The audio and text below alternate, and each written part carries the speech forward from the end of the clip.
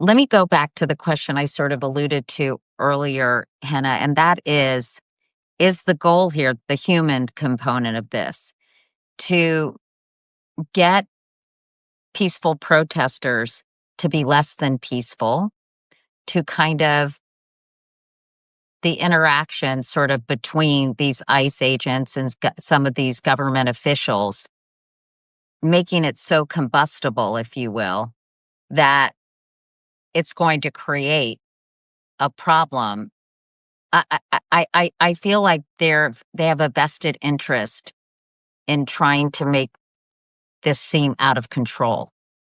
That certainly seems to be the impact. And I think, again, let's step back and talk about and I know we're running out of time, so maybe I distill this a little bit, which is that when the president made these threats on the campaign trail and ever since, it's been against people who disagree with his policies. And the ability to voice your objection to the policies of the president, no matter who it is, no matter what their policies are, to assemble in order to do that, that is the heart of the First Amendment, which I think is one of the most important freedoms we have in this country. It's one of the freedoms that the press relies on as well, right? To report on this, especially in times of emergency, to tell the truth, to find the acts. It's why we're so horrified by what happened to that Australian journalist. And that's what he's seeking to suppress. And so I really want to leave people with this is the time when we zealously defend our constitutional rights.